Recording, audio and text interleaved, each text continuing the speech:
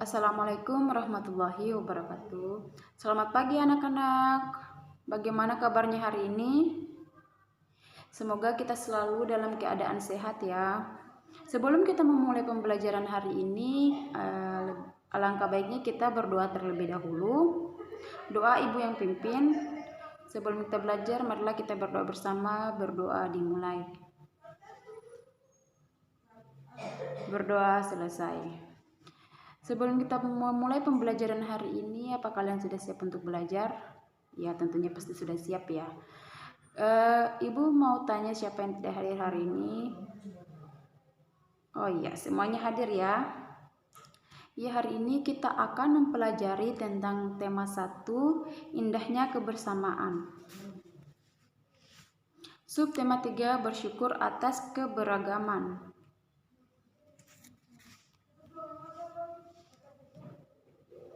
Nah, kita sekarang masuk dalam pembelajaran 1, yaitu mengenal makanan khas daerah di Indonesia.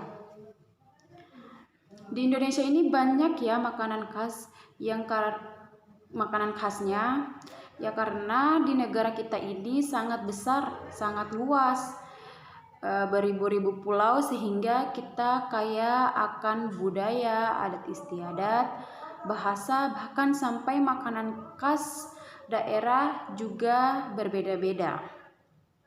Yang pertama kita bisa lihat yaitu nasi jamblang. Ya, nasi jamblang ini merupakan makanan khas dari daerah Cirebon, Jawa Barat. Ya, nasi jamblang ini berasal dari nama daerah di sebelah barat kota Cirebon. Itu sebabnya disebut dengan nasi jamblang. Kemudian yang kedua yaitu, coba kita lihat gambarnya, yaitu yang kedua yaitu nasi pecel. Nah, nasi pecel ini pasti kalian sudah pernah banyak temukan ya yang jual-jual. Nasi pecel ini makanan ini awal mulanya berasal dari kota Madiun, Jawa Timur. Kemudian menyebar sampai ke Jawa Tengah dan bahkan ke Jawa Barat. Dan kita pasti sudah sering mengkonsumsi makanan ini ya. Kemudian ada lagi contohnya, Ibu sudah siapkan. Yang selanjutnya yaitu nasi krawu. Iya, nasi krawu ini adalah makanan khas dari kota Gresik. Terbuat dari nasi, lalu ada daging sapi, ada juga lauk pauk pelengkapnya seperti telur, terus ada juga bawang goreng, sambal, lalu yang terakhir yaitu nasi gudeg. Ya, bisa lihat pada gambar. Nasi gudeg ini pasti kalian sering memakan atau mencicipinya. Nasi gudeg ini berasal dari Yogyakarta. Nasi gudeg terbuat dari nasi, lalu ada sayur nangka muda, dilengkapi lauk pauk seperti telur, lalu sambal goreng, atau sesuka kita yang kita mau ditambah lauk apa saja. Setelah kita mengenal berbagai makanan daerah, kita akan masuk pada percobaan pemantulan dan penyerapan bunyi. Kalian bisa buka buku paket tema 1 halaman 135 ya. Nah, di situ ada bahan-bahan yang digunakan untuk melakukan percobaan. Percobaan itu seperti ada kaca, piring plastik, piring kaleng, gabus, 2 tabung kertas, buku, lalu juga arloji. Tujuannya apa? Tujuannya untuk membuktikan macam-macam bunyi pantul melalui percobaan terhadap bunyi benda-benda sederhana dalam ruangan.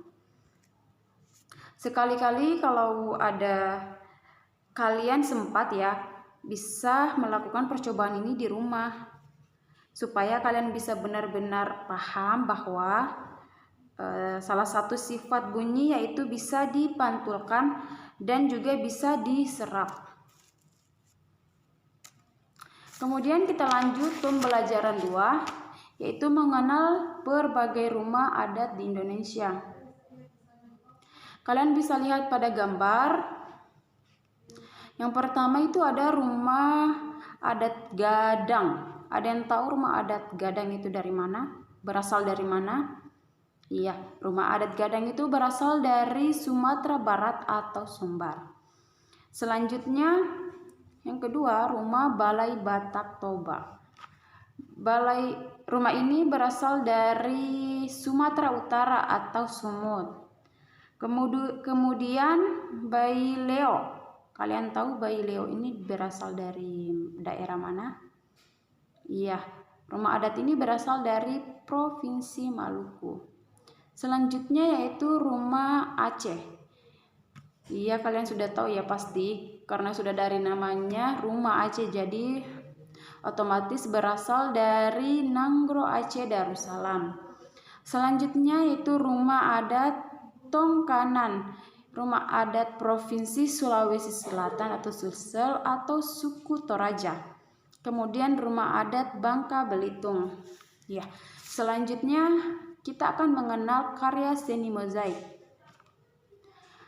Karya seni mozaik ini merupakan karya seni berbentuk 2 dimensi maupun 3 dimensi dengan teknik tempel yang mengkombinasikan berbagai macam kepingan bahan yang disusun dan ditempel sesuai dengan pola yang diinginkan.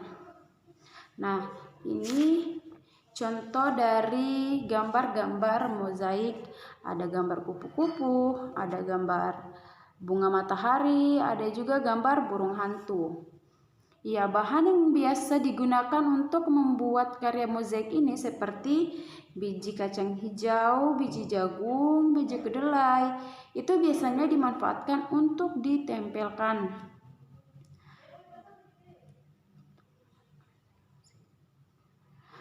Nah, untuk membuat karya seni mozaik ini sebenarnya mudah, hanya saja membutuhkan kesabaran karena menempelkan bijinya satu persatu. Selain kesabaran, juga ketelitian. Sekali-sekali nanti Ibu kasih tugas ya untuk membuat karya seni mozaik. Oke, selanjutnya pembelajaran 3, mengenal permainan engklek.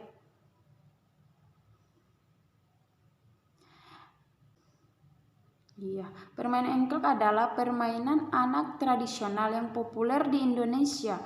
Permainan ini dapat ditemukan di berbagai wilayah di Indonesia, khususnya yaitu Sumatera, Jawa, Bali, Kalimantan, dan Sulawesi. Permainan ini sangat bagus ya buat anak-anak, seperti anak-anak bisa saling belajar bersosialisasi dan juga baik untuk kesehatan. Karena apa? Karena permainan ini banyak menggunakan gerakan yang sangat banyak ya. Jadi kita bisa sambil olahraga sambil bermain. Jadi baik buat kesehatan juga, mengeluarkan keringat. Kemudian kita akan mempelajari pemantulan dan penyerapan bunyi. Kalian ingat percobaan sebelumnya di halaman sebelumnya 135. Kalian pernah melakukan percobaannya? Nah, kalau kalian pernah melakukan percobaan itu di sini, kita akan membahasnya secara teori. Benar bahwa bunyi itu bisa dipantulkan. Bunyi juga dapat memantulkan jika dalam perambatannya. Kemudian yang pertama yaitu pemantulan bunyi. Sebuah kelereng yang kita lempar ke dinding yang keras akan mengalami pemantulan. Demikian juga dengan bunyi. Bunyi juga dapat memantul jika dalam perambatannya dihalangi oleh benda yang permukaannya keras seperti kayu, kaca, dinding, atau besi. Kemudian kedua, penyerapan bunyi. Bunyi juga dapat diserap. Benda-benda yang dapat menyerap bunyi adalah benda yang permukaannya lunak. Benda yang demikian disebut peredam bunyi, misalnya karpet, gonik, kertas, kain, busa, dan wol. Selanjutnya kita akan mempelajari macam-macam bunyi pantulan. Yang pertama itu gaun atau kerdam. Gaun atau kerdam terjadi karena bunyi dipantulkan oleh dinding yang jaraknya tidak jauh dari sumber bunyi. Hal itu menyebabkan datangnya bunyi pantul bersamaan dengan bunyi asli yang belum selesai terucap. Akibatnya, bunyi pantul mengganggu bunyi asli sehingga terdengar tidak jelas. Gaun atau kerdam sering terjadi di suatu stadion. Itu sebabnya kalau kita berada di dalam suatu gedung, suatu stadion, kita akan mendengar bahwa suara kita akan terucap, tidak akan jelas. Lalu manfaat dari bahan-bahan penyerap bunyi diterapkan dalam stadion ini.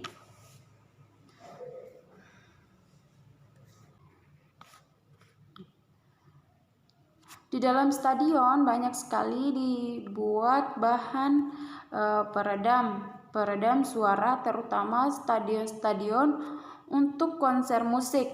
Supaya apa? Supaya bunyi aslinya tidak tercampur oleh pantulan atau gema. Biasanya di studio musik pasti memasang peredam suara untuk mengurangi gaung atau kerdam. Lalu yang kedua, bunyi pantul yang kedua yaitu gema. Gema terjadi karena bunyi dipantulkan oleh dinding yang jaraknya jauh dari sumber bunyi. Jadi gaung dan gema kebalikan. Kalau yang tadi gaung, dia dipantulkan oleh dinding yang jaraknya dekat dengan sumber bunyi. Kalau yang sekarang gema terjadi karena jarak jauh dari sumber bunyi. Maksudnya bunyi yang dipantulkan oleh dinding yang jaraknya jauh dari sumber bunyi. Jadi perbedaannya ya, hal itu menyebabkan datangnya bunyi pantulan setelah bunyi asli selesai terucapkan. Jadi bunyi pantulan terdengar lengkap sesudah bunyi asli. Gema sering terjadi di gua-gua, lembah-lembah, dan bukit-bukit yang jaraknya jauh serta permukaannya keras dan rapat. Selain itu, gema juga dapat dipergunakan untuk mengukur kedalaman jurang atau gua. Contohnya seperti ini.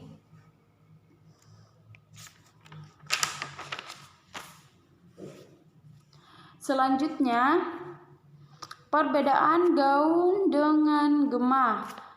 Perbedaan gaun dengan gema yaitu dari datangnya bunyi atau pantulan. Gaung dia datangnya bunyi pantul hampir bersamaan bunyi asli. Sedangkan gema datangnya bunyi pantul tepat setelah bunyi asli. Kemudian jarak sumber suara dengan penghalang dekat. Sedangkan gema jarak sumber suara dengan penghalang jauh. Kalau gaung, bunyi yang terdengar tidak jelas, sedangkan gema bunyi yang terdengar jelas. Kemudian manfaatnya gaung merugikan, sedangkan gema menguntungkan. Gema menguntungkan ya. Salah satu manfaat yang dapat diambil dari gema adalah yaitu bisa digunakan tim SAR yang mencari misalnya korban kecelakaan yang ada di dalam lautan, bisa memanfaatkan gema.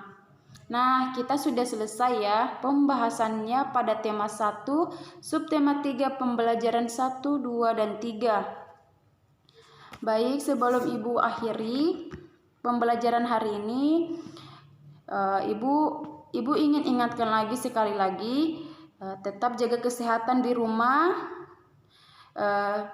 Jangan lupa belajar dan belajar terus. Sebelum Ibu akhiri, kita berdoa terlebih dahulu. Berdoa dimulai. berdoa selesai. Saya akhiri. Assalamualaikum warahmatullahi wabarakatuh.